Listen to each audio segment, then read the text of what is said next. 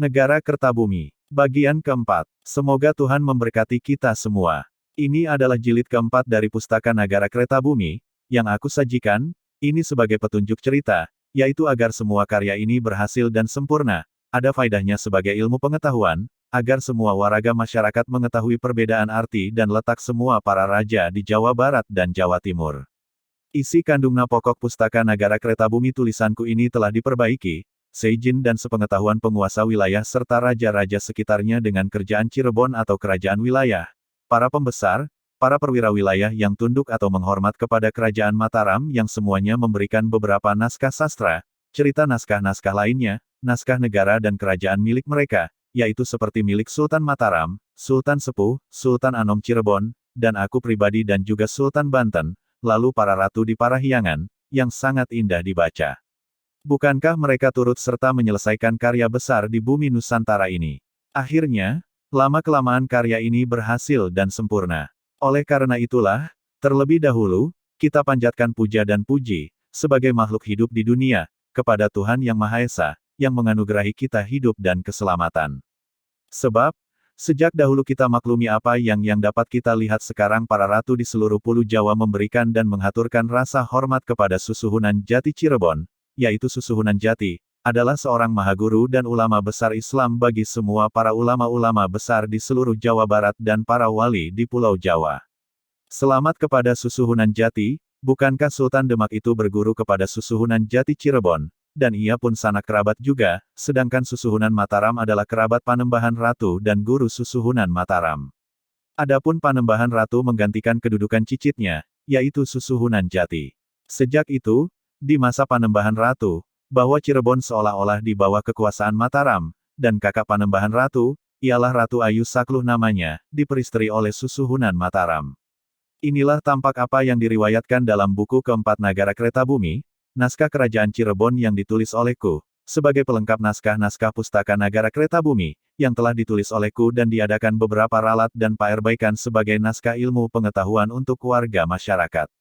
Ini menurut salah satu buku milik Panembahan Ratu yang ditulis olehku, pada buku pertama Pustaka Nagara Kertabumi, yaitu Susuhunan Jati Cirebon adalah Syekh Maulana Syarif Hidayatullah, wafat tanggal 20 Paropeteng Badramasa tahun 1489 Saka, atau tahun 1568 Masehi, kemudian dimakamkan di puncak Bukit Girinur Ciptarengga atau Gunung Sembung.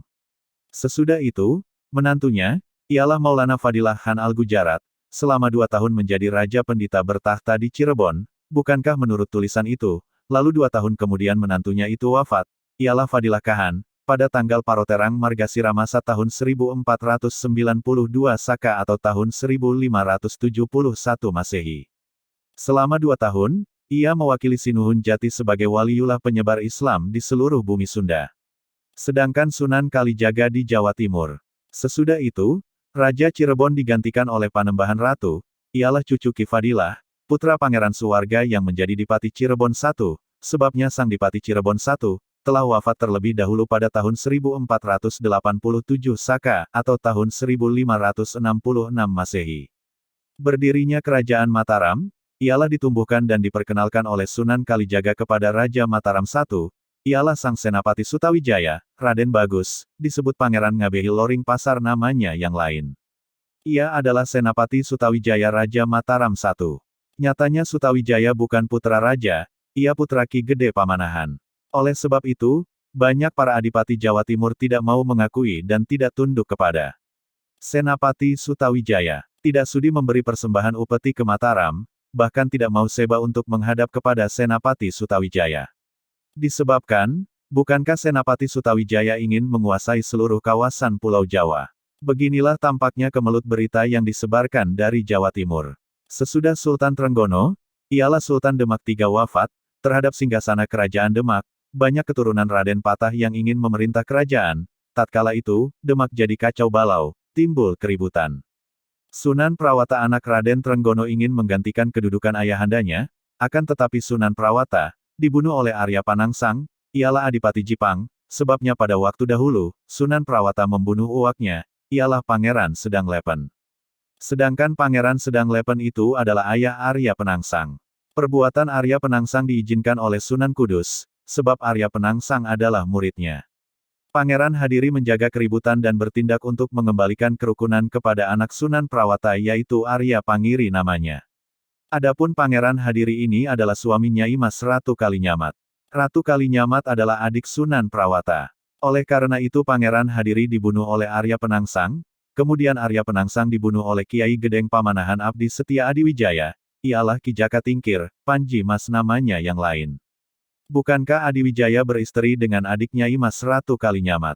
Adapun Jaka Tingkir adalah anak Ki Kebo Kenongo, Bupati Pengging, yang dahulu dibunuh oleh Sunan Kudus, sedangkan Ki Kebo Kenongo adalah murid Syekh Lemah Abang. Juga Syekh Lemah Abang dibunuh oleh Sunan Kudus, atas perintah Sultan Demak Raden Patah. Dahulu, tatkala Raden Trenggono menjadi Sultan Demak, Adiwijaya ialah Jaka Tingkir namanya, menjadi Senapati Bala Tentara Demak dan beristri dengan puteri Sultan Trenggono. Sesudah Arya Penangsang wafat, Adiwijaya menduduki kerajaan Demak sebagai Ratu Jawa Timur. Kemudian Pengging menjadi kota besar dan diganti namanya menjadi Pajang. Sedangkan anak Kiai Geng Pemanahan, ialah Sutawijaya namanya, diangkat menjadi anak oleh Sultan Pajang Adiwijaya dan Kiai Geng Pemanahan dijadikan Bupati Mataram. Setelah Arya Penangsang dibunuh oleh Pangeran Adiwijaya, sejak itu Pajang dan Cirebon bersahabat, sebab Pajang dianggap yang dapat membalas sakit hati Sunan Jati, para pembesar kerajaan Cirebon, keluarga Sunan Cirebon, para pemimpin wilayah dan seluruh masyarakat Tanah Sunda. Oleh sebab itu cucu Fadilah Han, ialah Pangeran Mas atau Panembahan Ratu namanya, yaitu putra Pangeran Suwarga, selama 16 tahun bermukim di Pajang. Panembahan Ratu dijadikan anak angkat oleh Sultan Adiwijaya. Di sana, Panembahan Ratu berguru ilmu perang kepada Sultan Adiwijaya dan belajar olah segala macam senjata. Kemudian Panembahan Ratu menikahi puteri Sultan Pajang, ialah Nyai Mas Ratu Lampok Angroros atau Nyai Mas Ratu Pajang namanya yang lain, dengan para ratu di Jawa Barat mengadakan kunjungan pendekatan hanya baru sebagai persahabatan. Bukankah Ratu Cirebon ialah menantu Sultan Pajang? Sedangkan Ratu Banten, Sunda Kalapa, dan para ratu wilayah Parahyangan semuanya adalah kerabatnya. Panembahan Ratu Cirebon keturunan Sunan Jati. Tetapi walaupun demikian, Sultan Adiwijaya di Jawa Timur kekuasaannya semakin lama semakin besar. Para bupati Jawa Timur, semua tunduk kepada Sultan Pajang. Sunan Cirebon dengan berdirinya kerajaan Pajang merestuinya. Bukankah Jaka Tingkir ada jasanya terhadap kerajaan Cirebon? Sultan Pajang tidak lupa menghormati kepada orang tua, ia berdoa selamat kepada sesepuh junjungan penyiar Islam ialah Susuhunan Jati, ia berziarah dengan para waliullah Jawa Timur, sebab dulunya kepada Sunan Girilah yang menobatkan Adiwijaya, oleh karena itu, ia juga berkunjung ke sana. Kebanyakan semua ratu-ratu di Jawa Timur dinobatkan oleh Sunan Giri, sedangkan di Jawa Barat sudah barang tentu oleh Susuhunan Jati Cirebon.